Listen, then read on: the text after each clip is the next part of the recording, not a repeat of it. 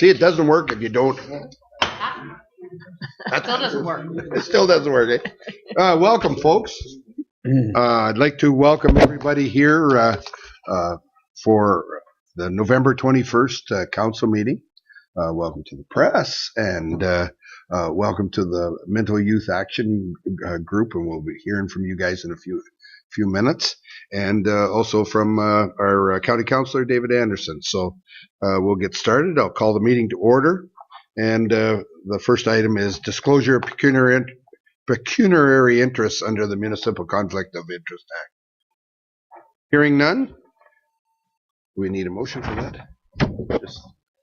Okay, now the motion by Mary Lou Caldwell, seconded by Judy Dirksen, that the minutes of November 7th, 2017 council meeting be approved as distributed.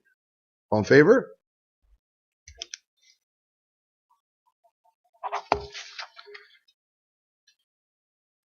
Next we have the regular, oh no, we did that.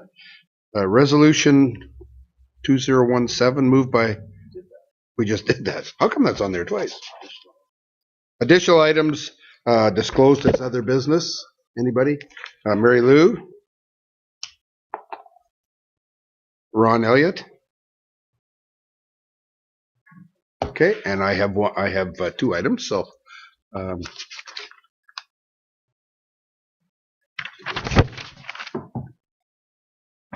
now that the moved by Councillor Anderson, seconded by Councillor Turton, that the town of Minto convenes into committee of the whole. All in favor? Declare the motion carried. Takes too long the other way. Public meeting, we have none. Delegations. So this brings us to our first delegation, and the town of Minto Council couldn't be prouder of this great group of young people, and for the time, not only the time you spend in the community, but taking the time to come and see us tonight. So, and I would be remiss if I didn't point out their leader, Taylor Coonan, and what's the name? Peggy. Right. Megan Raftis. Megan, not Peggy, right? Megan. Yeah. Peggy's your mom. Peggy's your mom. That's right. Words. I was thinking of Peggy, and then I couldn't think. I'm having a cerebral vapor lock here. So, welcome to you all. And okay, I'll call on Taylor to get you folks started. The whole group is coming. Wonderful. Oh, that's great. Maybe start off like each say your name so that we. Oh, we have a slide. We have a slide. Okay.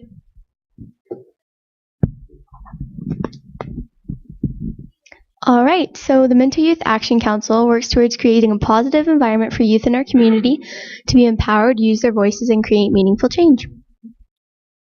All right, so tonight on the agenda, we'll start with our introductions, and we've also doubled in members since our last meeting. We will also be talking about our 2017 recap and what we have accomplished, projects and events, advising, celebrating youth, and our 2018 action plan.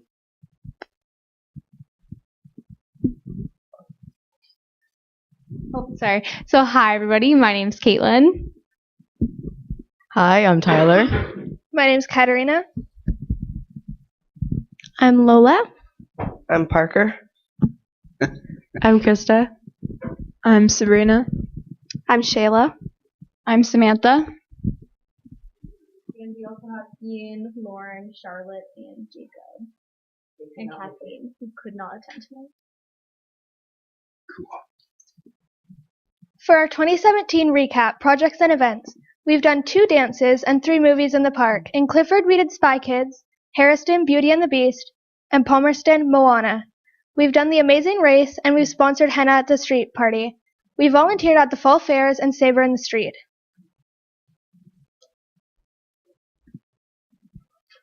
We met with the Town of Minto Council in the 2017 or May 2017. We met with the Deputy Mayor, Ron Faulkner. to discuss ideas surrounding the Minto trails. We met with Councillor Jean Anderson to discuss collaborating with the Horticultural Society. We met with Mayor George Bridge to talk about issues that youth face in Minto. We helped advise and plan the Northern Wellington Youth Connections event. We installed Youth Should Know community boards in all 3 Minto arenas so that youth know where to find information and resources that are available to them. We started a MIAC bursary at Norwell for $250. We are working with the Minto Chamber of Commerce to create new youth award to recognize a youth who shows strong volunteerism for the Minto Community Achievement Awards. So some of our upcoming events is a foam walker run with the Minto Fire 911 run. Yeah. We're also planning a road hockey tournament. Dances, we're currently planning a dance with the Mapleton Youth Action Council. And we're going to work towards our 2nd annual Amazing Race. Public skating in Shinny. And a Halloween event. Continuing to recognize youth, so my bursary to recognize student leaders and volunteerism, working with Minto Chambers of Commerce to create a Youth Volunteer of the Year award, Youth Should Know boards, and creating study spaces in each town during exam season with snacks and stress buster activities in January and June. Upcoming events. For workshops, different types of workshops will be held for youth members of the community to participate in. Mental health workshops at Norwell, reducing stress and prioritizing, and we will work with the Canadian Mental Health Association. For youth art in the park, it will take place in all 3 towns. Youth artists will be teaching youth, and we will work with the Minto Arts Council and Norwell Arts, and this will be taking place in spring and summer of 2018. Our community projects. We are working with the Horticultural Society, we are working with the Trails Association, and we are redesigning the youth space at Launch at Minto. Also, a youth representative now sits on the Arts Council. Recommendations to the Town of Minto Council. Indoor and outdoor youth spaces in all 3 towns so that youth ages 13 to 19 have places to socialize in the community. In the outdoor spaces, it would be great to have a sitting area as well as spots to play sports. A basketball court, volleyball court, and outdoor ping pong would be great additions in the towns for youth to take part in. Thank you. Thank you. Well, ladies and gentlemen, it is indeed a pleasure to hear from you and to see that you're so active and your energies reflect on the responses I have heard out in the community. So congratulations to you all, and we look forward to working with you in the future. And if we slow down on any of those items you want, keep pushing. Thank you. Thank you. Anybody else want to say anything? David? Yeah, Deputy Mayor, thank you. Can you back it up to the recommendations? Do we understand those recommendations? Basically, what you're doing is presenting them, and we're supposed to look at them, or what are you thinking, Deputy Mayor? Or am I missed something? No. I think it's incumbent upon us to look upon them, look at them, and at least provide pros and cons on whether or not we can or cannot achieve those goals. And if we can work together on them, it's even better. Councillor Anderson. Just during our meeting with the youth, we talked about using some of their young backs to help us with some of the parks around the town that the Horticultural Society is responsible for, and in exchange hope that we could find some space around the arena, or I was thinking of the pavilion, but we'll bring that forward as something so there's a spot that they can, and it'll be recognized as a spot so that people aren't saying, oh, there's all these kids hanging around up there, what's going on? It will be known as the spot that the kids, and we talked about working on the IODE park and putting some benches in there because that park hasn't had a lot of attention paid to it recently. So we're hoping we could start with that space. We might even have to move the community garden so that we put the basketball court or whatever there. Yeah, things like that. Perfect. I would entertain a motion to accept the Mental Youth Action Group report, including the 3 recommendations that they have proposed. Moved by Councillor Anderson, seconded by Councillor Elliott. All in favor? Declare the motion carried. Thank you very much. Thank you.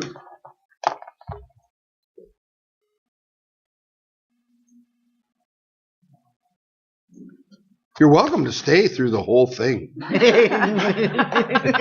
saw the response. Don't everybody answer at once. I've heard enough of you, Ron. Okay, Councillor Anderson, County Councillor Anderson. That interesting, man. Yeah, that's a tough act to follow. Great. That just shows me how old I feel. How old do you feel? Well, tonight, old. Thank you, Councillor. Deputy Mayor Faulkner, it's good to see you in the seat. You're doing a good job so Feels far. not bad. Keep- Feels yeah. not bad. So I'd like to thank Council for letting me give you a presentation on what's happening around the county and how it's affecting the town of Minto. And I've got a fair bit of stuff given to you, and it's so I hope you've had a chance to read it, because I'm going to just summarize a couple things that pointed out in a couple of the reports. The County of Wellington in the last in October have started first of all a couple of projects that's new to the area. We've upgraded our website to the County of Wellington, and the whole idea of that is its commitment to improve the communication with the residents and visitors coming in the community. So that's one thing. We've also started a new signage program within the County of Wellington, and basically it's called the I have it written down here, This Way to Wellington. What it is, there's about 31 big signs being installed, and they'll have been installed by this fall yet, which I think they have another 30 days to complete that by the fall, if I'm not mistaken. And what it is, they're putting them on key perimeter roads crossings as they enter into the county, and it's a three-part system, and eventually they're going to be putting up smaller road signs with the same coloration. And ironically, it's about the same coloring as the town of Minto, with the green and the blue, and so it's all really tying in together. So you're going to see that coming up into fruition, and when you're coming into the county, they're big signs, and it's just makes you feel welcome to coming into the town of Minto.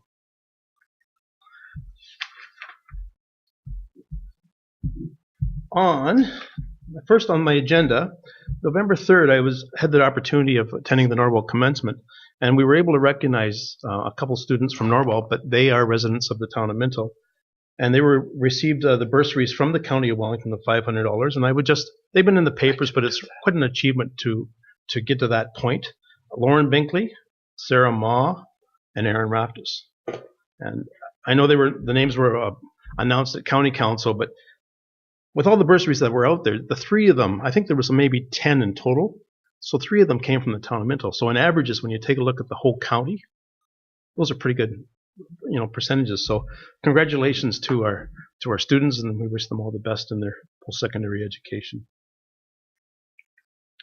In front of you, you have the County of Wellington OPP report, and just a couple of highlights from the report. I just wanted to bring some things up that basically are looking at the town of Minto. So this report was as of September the 30th this year. If you look at, there's a chart on calls for service. Basically, from 2017 to 2016, there's a 11% increase on calls of service. There's been a few more parking tickets issued in the town of Minto, up 20%. But the deer collisions are down by 20%, and I don't know whether that affects the weather that we're having now, and maybe the hunters aren't out yet, but that's a good sign. There's a lot of statistics in that report, and I hope you had a chance to read that. It's a good report. It's something that we at County Council get monthly, and they keep, they do a very good job in bringing us forward and keeping us. There's a great part of that report about the police officers in schools, and there is rumors that they may discontinue that, but I think if they do that, that's a huge thing. That they add a lot of support in our school systems, and there's a whole stats on how much that's used in the school systems in that report. County of Wellington library statistics.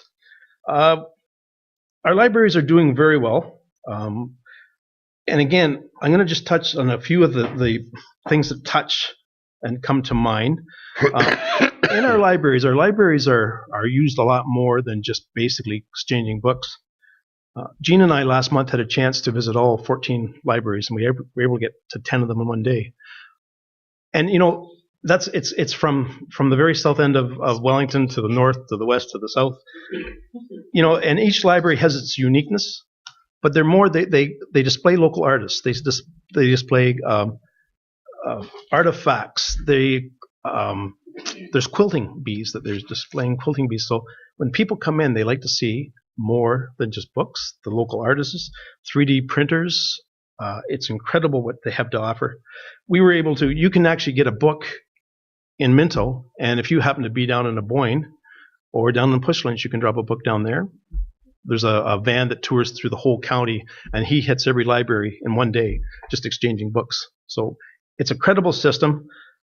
It's well used. If you look at the computer usage in all our libraries, it's up 21%. In our area, when we have such a large population of people that do not have computers, are elderly people that don't have computers, and if you try to get any sort of paper documents or forms now, you just can't get them locally. You're supposed to download all this information. Our staff in our libraries actually help people download, programs and applications, so that they're more than just, again, our library system. Program attendance is up 16% around the county, and actually, if you look at Clifford and Palmerston and Harriston, the attendances in our local Minto is up at that same 16%. That's pretty incredible. Circulation statistics, and that's as of September. If you compare from September this year to last year, again, in our three libraries in our municipality are up. So they're being very well used.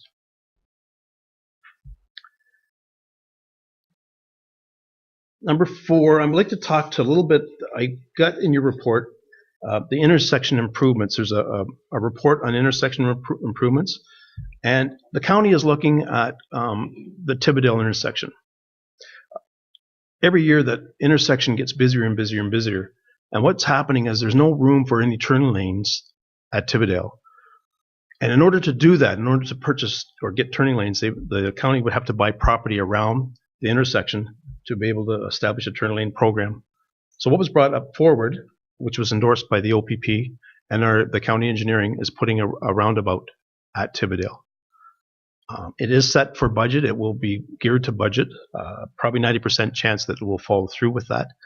And the hope is that it will start the process of putting that roundabout in the spring of 2018. They feel that the OPP endorsed it. They feel the traffic will move more fluently through that roundabout with the volumes that are there, and it's going to save a lot more money that you don't have to purchase land. The current lights that are there, the county will put them in storage, and they'll be using them around the county. They need to do a light replacement program so that the lights will be well used.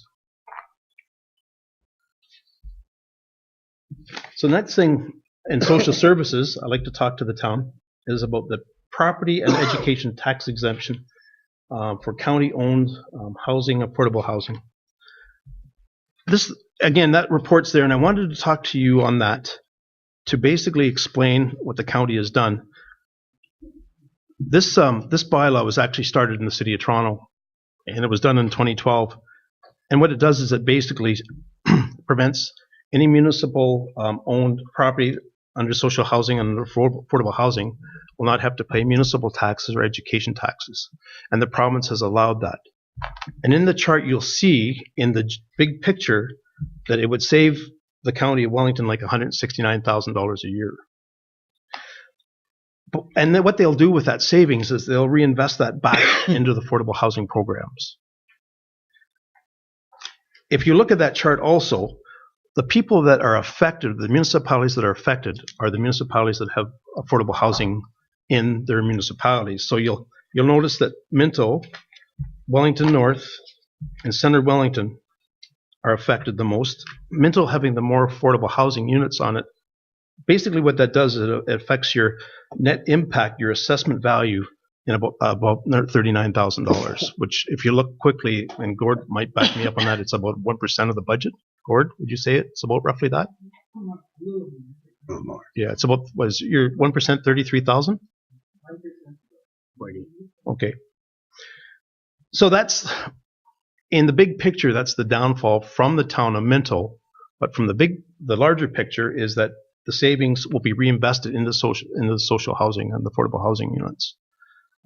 It's something that the city of Guelph is fully benefited from it, because as a one-tiered government, they feel it's full savings for them. and the $162,947 will be the savings from the County of Wellington. I wanted to bring that up to you. It's just, it affects your base a little bit. And I talked to Gord about it, and George and I talked about this a lot. But in the big picture, if you look at it at the end of the day, the savings is to be made. It's a temporary hit for you guys, but there's other investments the county comes forward to the town of Minto that you're going to recoup that in other ways. And I'll take questions for that after this presentation. Daycare facility in Palmerston. That's a sort of an exciting thing that's coming up. This is a program that's been initiated by the Minister of Education. And what they're doing is they're looking at combining a lot of daycare programs in combining with schools. This facility, they've allocated $3 million to build this standalone building, and it's going to be in the Palmerston Public School. Basically, the whole program will be operated and managed by the Children's Early Years Division, which is part of the County of Wellington. And what it does for the town of Minto, if you look at the old facility is room for 8 toddlers and 5 infants. With this bigger project, it will have room for 15 toddlers, 10 infants, and 24 preschoolers. And they're going to be putting 18 parking lot spaces in with that facility. And I was talking to Annalene, and what happened is our Director of Child Services, Louisa Artugio, is going to be coming to council in January. And she's going to be talking more about this project and the funding on it. And I think there's probably a lot of concern about parking, a lot of, when you've had issues as a town with parking from the school and drop off. And I think I even have some questions about how is it all going to blend, because it's pretty hectic in the morning with the tension of dropping off kids. And now we have a daycare center program, but Louise is going to be here in January, and I think she can bring it forward to a little broader perspective, and you can ask some questions on that. The budget for this building has actually at $3 million. They've tendered it out. Because of the increased costs, there's about a shortfall of around $250,000. The Board of Education have come to the county to see if we could come up with an extra $250,000. And we're currently working with a program as it would be tied to the property that if it was ever sold, that the county would get the $250 back. Or it's just an option. The only reason why they're thinking that is if it goes back to re-tendered, the building could take another year or longer, and the project will be a lot more money. So that's still in negotiation. We've allocated it earmarked for a budget, but it's out there. It's been endorsed in general by the county, but we're looking at still setting up agreement with the Board of Education. I also have, and we were able to scan that through, and I don't know how well it came through, is the affordable housing project in Palmerston. Came through good. It's on budget. The grand opening is going to be the end of January. It was kind of interesting because it shows you exactly the different types of apartments that are in there, and it's the numbers, the applications are huge. I think they've had about 40 or 50 applications. But as you start downsizing, there's a lot of applications that don't comply to regulations. So there's 4 in the amount of applications that are actually can get into this unit this way. So they're still promoting it. It will fill up very easily because there's a huge demand for that. So what are the? Okay, sorry.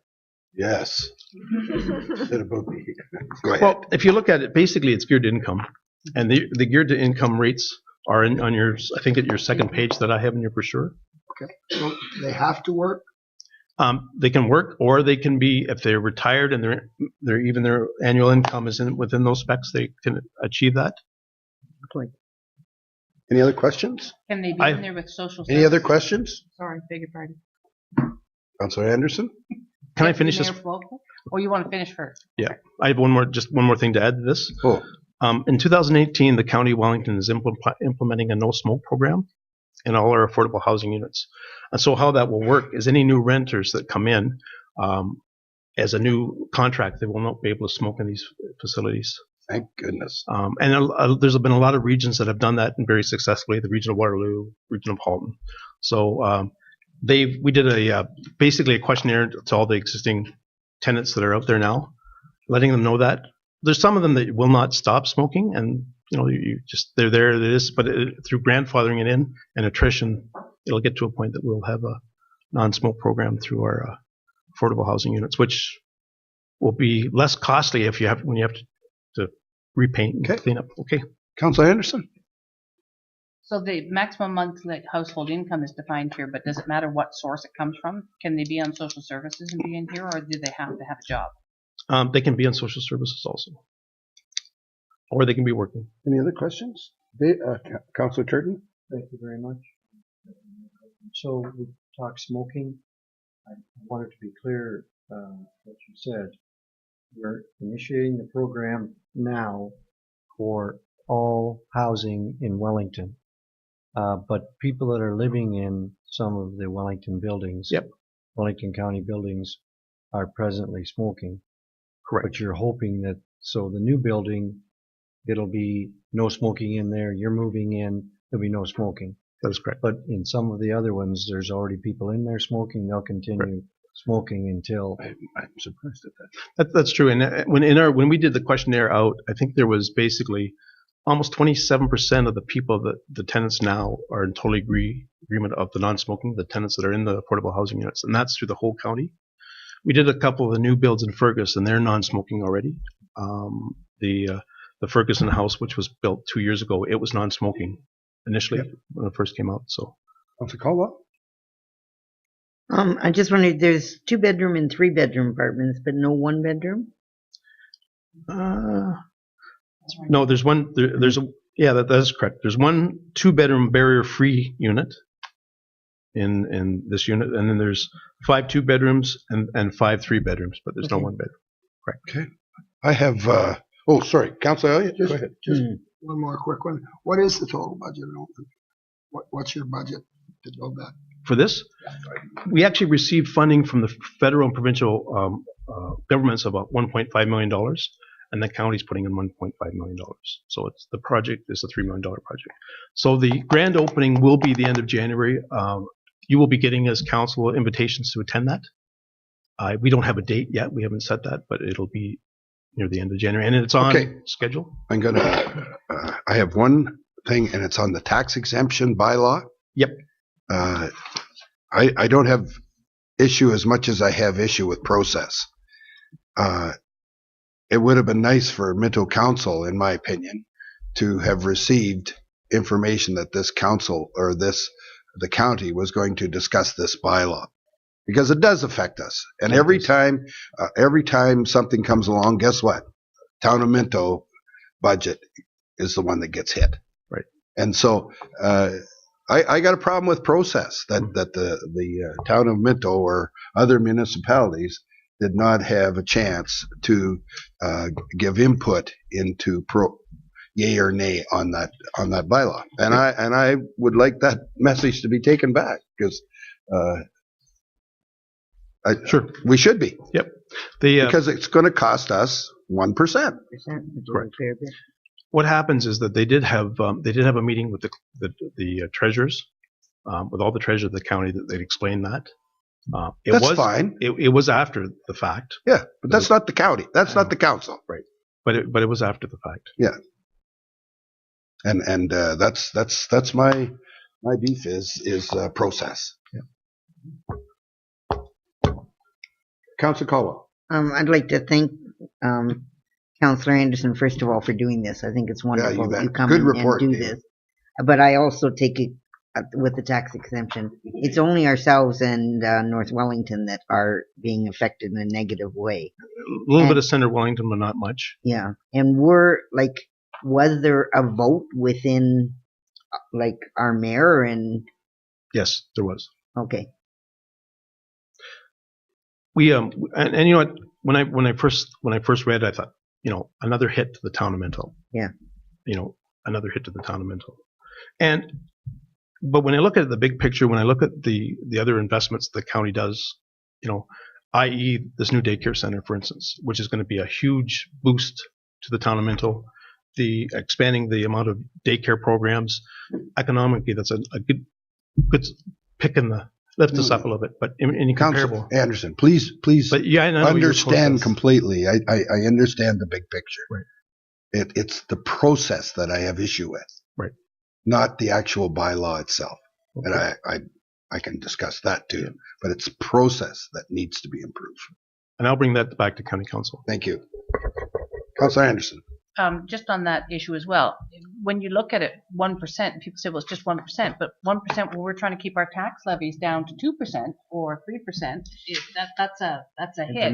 And we can say that the county does services, but they provide those services to all of the municipalities within the county. So we don't get any extra project coming back our way. We don't get any extra funding coming back our way. There's daycare centers, but there's daycare centers in the other communities as well. So I think I heard about this a few months ago, and there was something came across, and I can't remember where we read it because there was a little flurry of, whoa, just a minute, and they said they were sending people out. Maybe it's because I was attending county council that I heard it.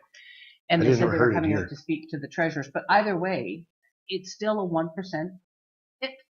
And it will impact our bottom line when we come to make our budget decisions. And if that's the case, maybe there has to be better communication within within and us. You know what? And that's why I wanted to bring it to council, because I wanted to show you the report, so it was broke of that, and I understand the process. But it's too late. I know.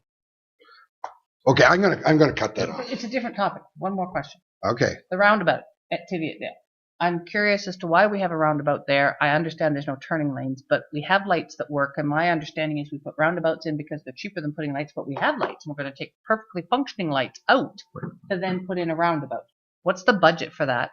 And is the county doing that, or are we kicking in on that? Minto as well.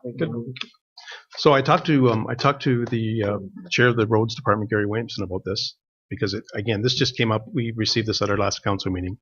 And the reason why that is because the amount of increase of traffic that's happening there, there's more and more congestion because of the red light systems. And so they've been looking at it for a couple of years about possibly putting turning lanes in. And again, it's not big enough. And there's a drawing that you have in front of you that shows you that. To do that, they would have to buy extra land around the intersection to be able to accommodate the turning lanes. The roundabout, they feel, is going to be a lot cheaper than the purchase of the land. I think the budget will be, it's coming up to budget. It wasn't indicated that it's still going to be, it has to still be tendered out. They passed it in principle, but they don't have it budgeted yet. Okay. It's going to be about, in perspective, it will be about the same size as the roundabout on Whites Road and 109 in perspective for size measurement. And then if you look at that, the drawing, that's about the size that they're looking at. I'll say you had one to be fair. No, I was on that other topic, and I think it's covered. Okay, thank you, Councillor Anderson. That was I'm cutting it off. Councillor Anderson, excellent report. Oh, thank you. We'll see you again soon. Thanks, Dave. Good job. Okay, next we have public question period, unless the press has some questions. Correspondence. Any items in the correspondence that raised a flag with? Yes. Just there's a number, or at least two, referring to Bill 148. Correct. And it's my understanding, and we did have some information from AMO, that the municipal exemption did come through for much of that bill. These were concerns about on-call, minimum on-call rates, and impact on volunteer firefighters and so forth. So we believe we have those resolved through AMO and an exemption, and the Minister of Municipal Affairs, I believe, has supported that exemption as well, and I think his letter's in there too. So if we were inclined to support those resolutions, that's fine, but it may be a little bit redundant now. And those changes came through almost the same day as we got those resolutions from those other municipalities. Okay, any questions on that, on the correspondence?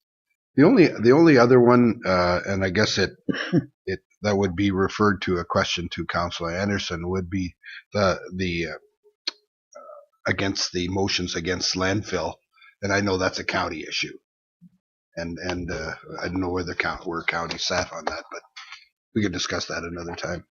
It's not. Councillor Turton, you have a question? No, I don't have a question, but I'll move that we accept that. Okay, thank you. Second it. Councillor Colwell? All in favor?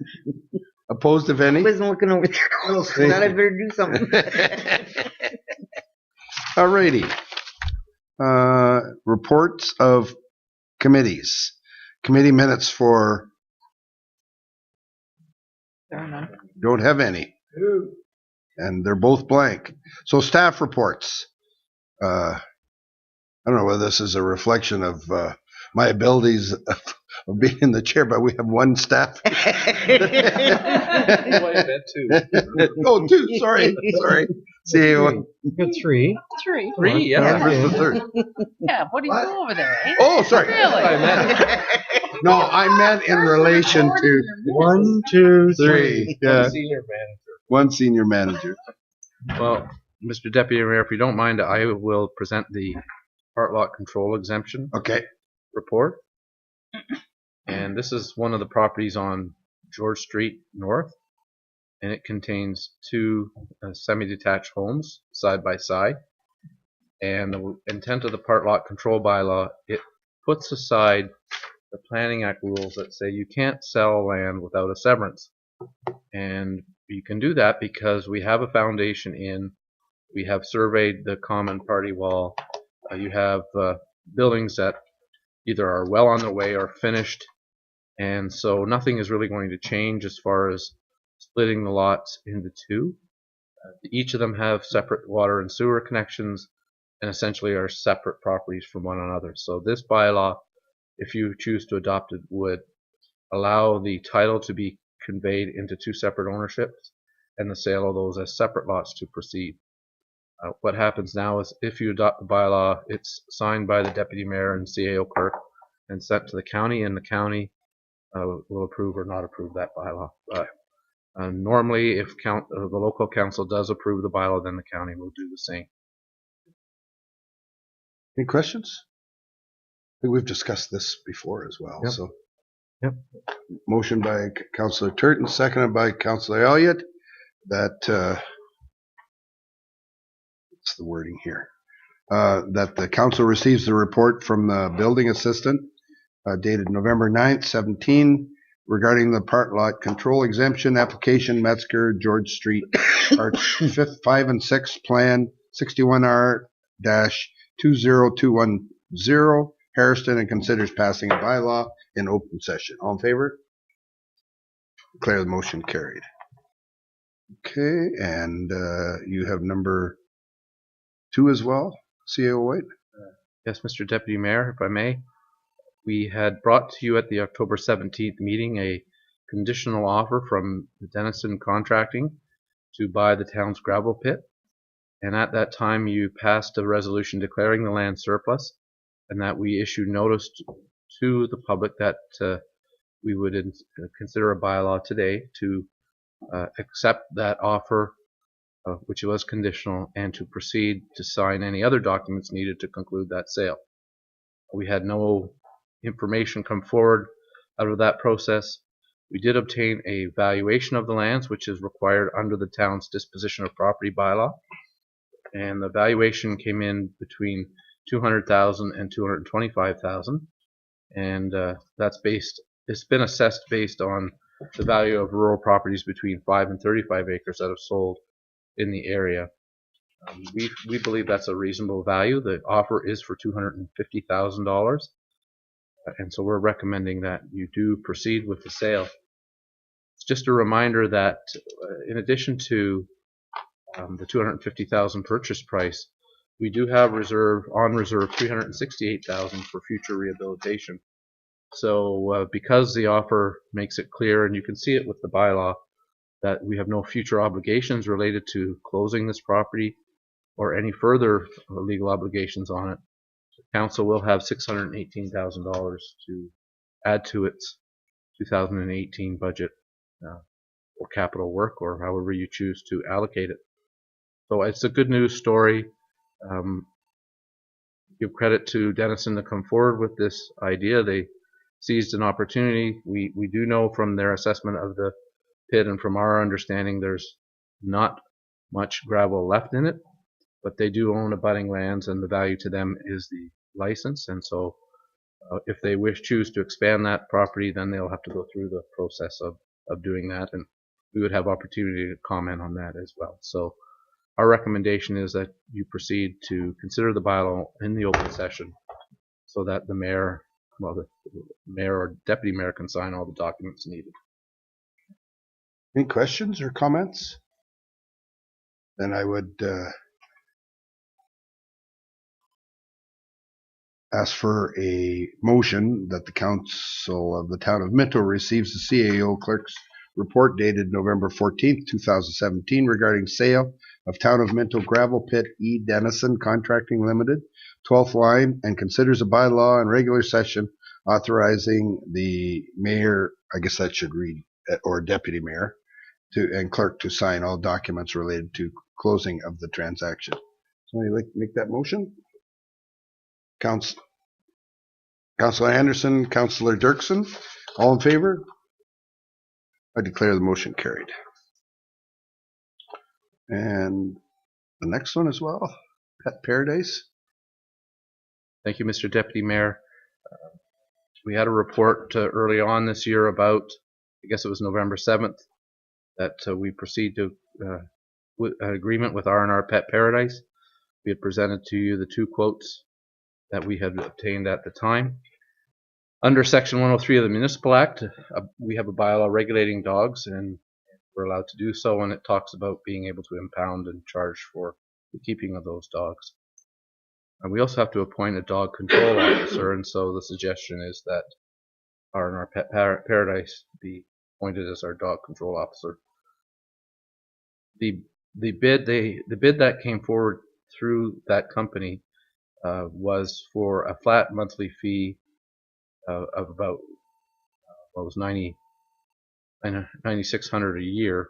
So what is that a month? Like $800 a month? $800 a month, yeah. Jeez. And that's what we've negotiated the agreement at. The additional fees that are there, those will be paid for by the dog owners themselves. So although this does represent an increase to our animal control contract, fairly significant one, I think that the quality of the service is going to improve. I think this is the kind of service that people expect for keeping dogs in this day and age, and I think well, we appreciate the work that our previous provider did give us over the many years that he did it. It's an opportunity for us to move forward with a new service provider, and the facilities are second to none. And one of the things I like very much about their proposal is the no-kill shelter that they will operate and the partnerships that they have with other groups to make sure that every effort is made to make sure animals are adopted or rehomed. Great. Yeah, it's nice. So lovely. Yes. The only difference is the amount of liability insurance. They carry $2 million liability. We've recommended that in the contract for the next 3 years. Most contracts are sort of between going from 2 to 5. I think when we get to the contract in 2020, we probably would have to stand tall on that. If council wishes that it insists that it must be $5 million, we can go back and put that in, but we're prepared to accept $2 million liability in this case. Just so you know, we do have sufficient revenue for tags to cover the cost of the service, as well as the staff time that goes into enforcing the dog bylaw. And I think that we average around 18 pickups a year, just for information. Okay. Any comments, questions? Okay. The recommendation is that the council receives CAO clerk's November 16th, 2017 report agreement, R&R Pet Paradise Animal Control Services, and considers a bylaw in regular session authorizing the deputy mayor and CAO clerk to sign the agreement with R&R Pet Paradise as summarized, and that R&R Pet Paradise are appointed as dog control officer for the town of Minto. So somebody move that, please. Councillor Curtin, Councillor Anderson, all in favor? I declare the motion carried. Okay, and then I'll turn it over to Councillor Caldwell for the treasurer's portion. Thank you, Deputy Mayor. The Financial Committee has 3 items on the agenda tonight, and the first one is the 2016 Development Charges Reserve Fund. Okay, thank you, Chair Caldwell. So in the past, I have brought forward reports on development charge reserves, but as with many things, the format of that report has changed, and some of the things that we want to bring to your attention have also changed too. So as we're clients of Watson and Associates, economists that did our water rate study and our development charge study, they developed a template, which I happily use to do that, and have their schedules to present it. So basically, we're trying to say that we do have development charges. They were approved as part of a proper study. Any charges that we have levied are under that act, under that provision. We have not asked for any special payments or anything like that too, and everything is transparent and above board that way too. So I've segregated the development charges in one of the one fund investments, and I may or may not keep that going forward because we want to improve the return, but it is mandatory now that development charges are held within a special account. So if you also recall, when we did our financial statements as part of the enhanced financial information return, basically this information is there, so it's kind of given to you in a slightly different form. So it shows the opening balances of the various types of development charges that we have, what we collected during the year, any interest, and any allocations. Also, you may recall under our last development charges study, we no longer collect anything for outdoor recreation. So that reserve is basically only going to go down. So we have our roads, water, wastewater, basically fire, and administrative studies. So that can be things like your development charges reserve, but not such a thing as putting a new roof on this building or something. So basically they're all laid out in those schedules. Again, it shows the movement within the reserves, and there's a development charge credits, and that's not something we get into. That's more a larger city or developer. So I just bring this report forward for Mary. Yes, Deputy Mayor Folk. Thank you, Councillor Caldwell. Just traveling around the province, like I'm just totally flabbergasted by the amount of growth in Ontario. Yeah. So my question is, in respect to development charges, is that pretty standardized across the province? Are basically all municipalities, I guess, pretty close to the same as far as development charges are concerned? Certainly not in amount, but under the methodology. Like if you want, methodology is the methodology, it's all outlined in the Development Charges Act. But of course, if you're in Mississauga or something, your development charges are incredible. But you have to prove that you have growth that's related to that, the cost of adding these services. What, for exemption? To justify a charge. And as you know, a lot of the things that maybe we would think from a common sense point of view are not eligible. So it's pretty restricted. So we're kind of average for a municipality of our size. For sure. Thank you. Are there any other questions or comments? Then the recommendation is the Council of the Town of Minto receives the Treasurer's report dated November 8th, 2017, and accepts the Treasurer's declaration that the town is in compliance with Section 59.1 of the Development Charges Act 1997. Could I have someone move that motion, please? Councillor Anderson, seconded by Councillor Turton. All in favor? And the motion is passed. And the next item is the Parkland Reserve Fund. All right, so this is very similar, only a little simpler, and this is a brand new requirement. This is through Bill 73, the Smart Growth for Our Communities Act of 2015. So again, we have a separate Parkland Reserve, and I've summarized the transactions on the page. So again, the numbers are pretty small. We started with about $37,000. We received $3,000, a bit of interest, and we used $29,000 for parks and improvements. So we only have $11,093 in that reserve. So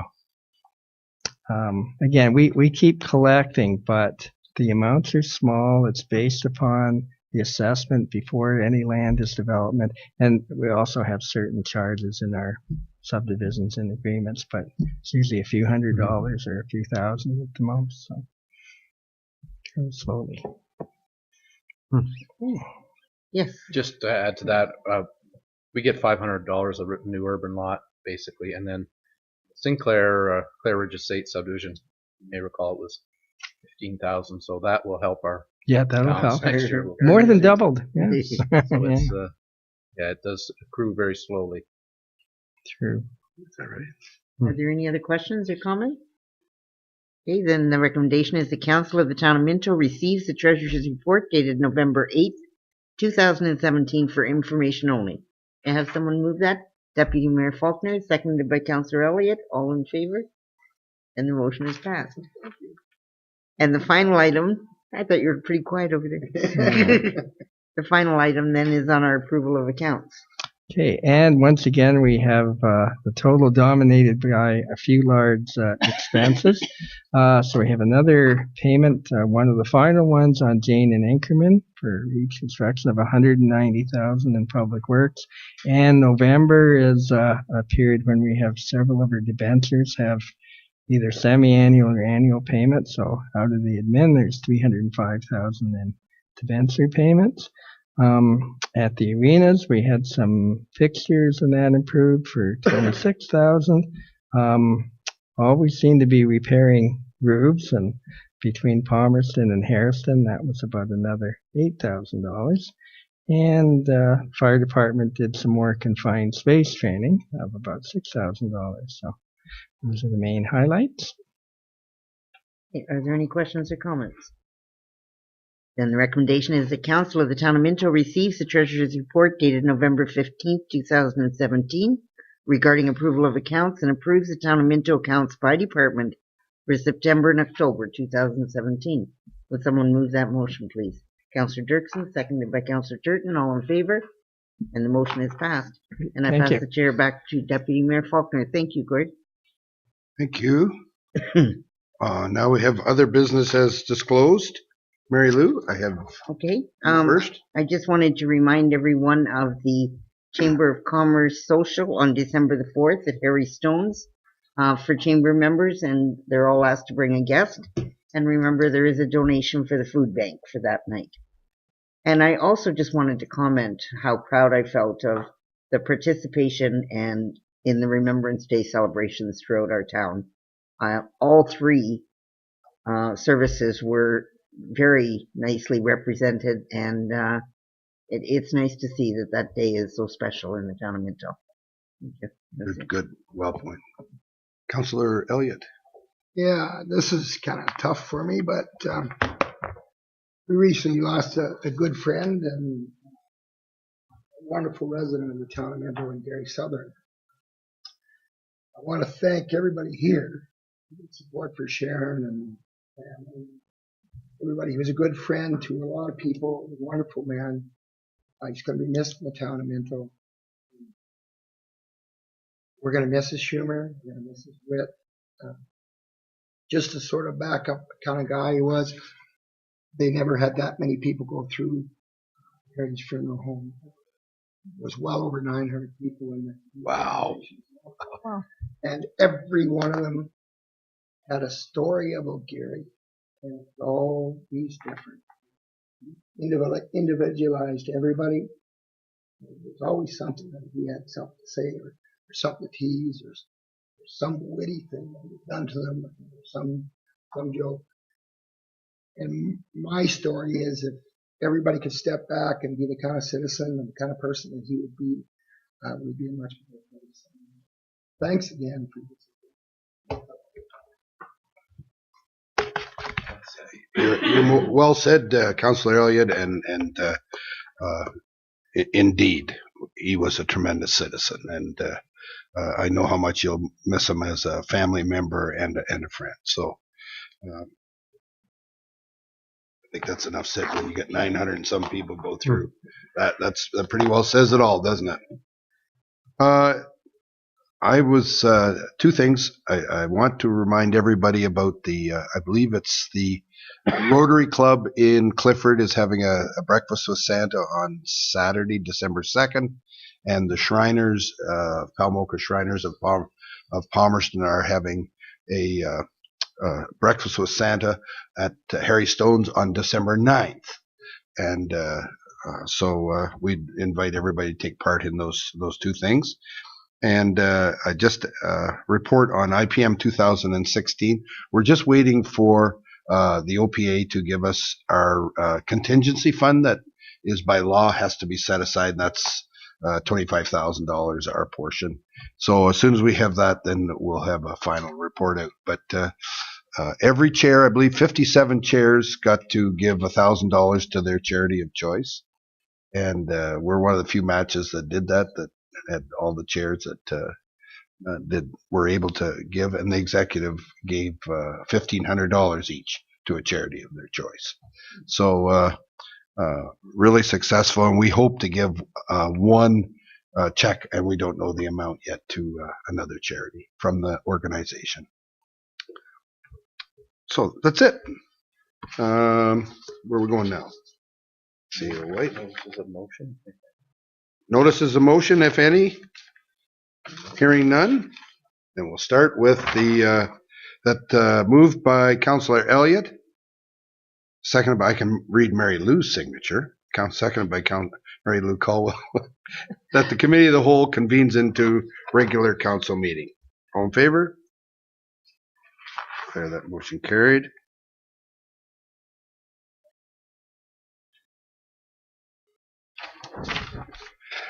Moved by Councillor Dirksen, seconded by Councillor Anderson, that the Council of Town of Minto ratifies the motions made in the Committee of the Whole. All in favor?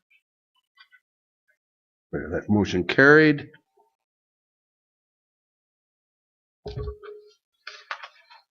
Moved by Councillor Turton, seconded by Councillor Elliott, that bylaw 2017-95 to exempt part lot control for lands being part that should be part lots? Park lots, 5 and 6, northeast of George Street, being parts 1 and 2 plan 61R20210, former town of Harriston, in the town of Minto, to be introduced, read first, second, third, and passed in open council and sealed with the seal of corporation. All in favor? Declare that motion carried.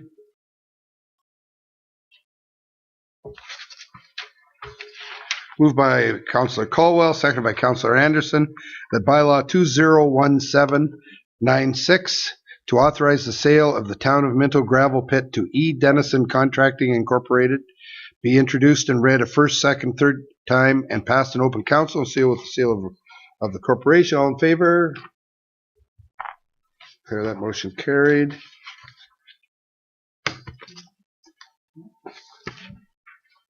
Moved by Councillor Dirksen, seconded by Councillor Turton, the bylaw 2017-97 to execute an animal control services agreement with R&R Pet Paradise be introduced and read first, second, third time and passed in open council, seal with the seal of the corporation. All in favor? I declare the motion carried.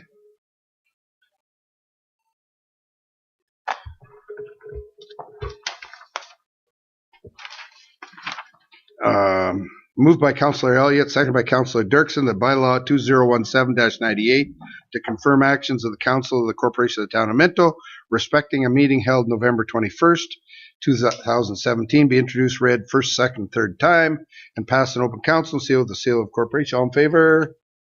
Motion carried.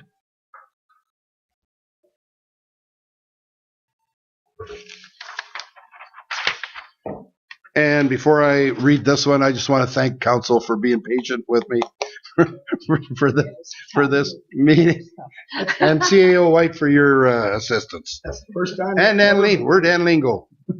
She's hiding around the corner. Wait, you turn us off. Yeah. Okay. Moved by Councillor Anderson, seconded by Councillor Turton, that the council of the town of Minto adjourn to meet again at the call of the mayor, deputy mayor. All in favor? Declare the motion carried. Thanks, folks.